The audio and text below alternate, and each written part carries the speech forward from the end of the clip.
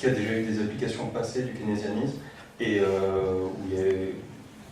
où ça a échoué, et qu'est-ce qu'il y a eu comme erreur, et qu'est-ce qu'on pourrait faire pour prévenir ces erreurs?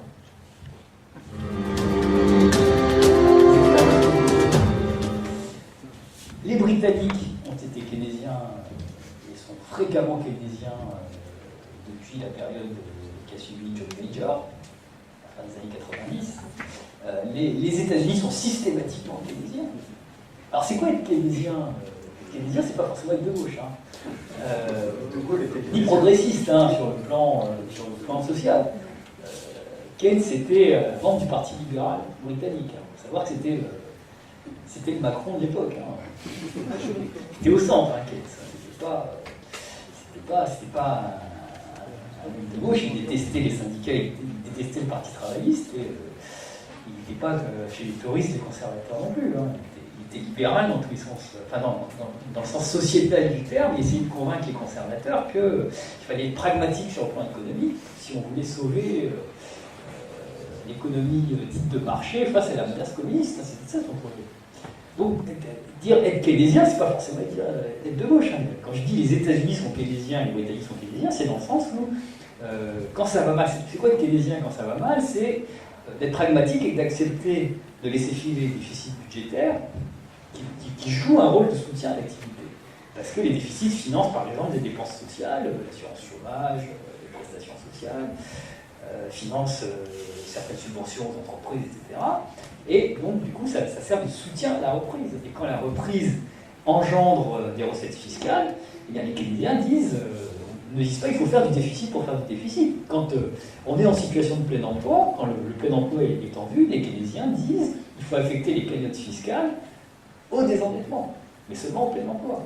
Par exemple, quand il y a des cagnottes fiscales à la fin des années 90, plutôt que faire des baisses d'impôts sur les tranches du dessus, là, à l'époque, c'est Jospin, pour ceux qui s'en souviennent, Jospin à l'époque, il avait une cagnotte fiscale parce qu'on avait 3,5% de croissance par an et 3,5 millions d'emplois créés en 3 ans. Oubliez ça. Pourquoi la fin du travail, c'est pas pour aujourd'hui. Bon, et ça avait engendré des recettes fiscales, et ces cons-là, au lieu de les affecter au désendettement, ils ont baissé les impôts des riches. Et après, quand c'est allé mal, et tous les pays européens ont fait ça, après quand c'est allé mal, au lieu de laisser filer des déficits, on demande aux gens de faire de l'austérité. C'est tout le contraire qu'il faut faire. Aujourd'hui, il faut laisser filer les déficits, et quand ça ira bien, eh bien, ça permettra d'engendrer les recettes fiscales et de désendetter l'État. Et c'est ce que nous, on a chiffré dans notre programme. On prévoit de faire 4,8 de déficit budgétaire là, en 2018 pour ramener les déficits à 2,2 en fin de mandature quand on aura relancé l'activité. C'est le principe de politique dite anticyclique.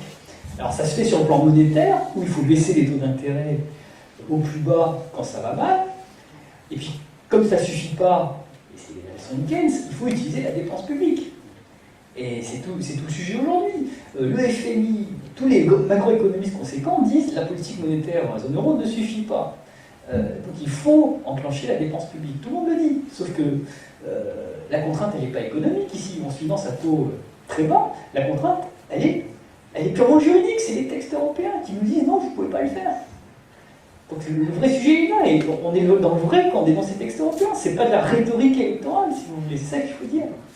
Et donc, être keynésien, c'est ça. Alors après, quand vous avez les marges de manœuvre budgétaires et monétaires, vous pouvez très bien les appliquer à faire une politique progressiste en redistribuant, en luttant contre la pauvreté, en mettant de l'argent dans les services publics, en construisant des logements sociaux, ou bien faire une politique comme le font les Britanniques ou comme les Américains. C'est deux choix de société différents. Après, l'affectation des ressources, c'est deux choix différents. Avec un déficit budgétaire, on peut construire des centrales nucléaires ou bien les éoliennes. Il y a des arbitrages possibles.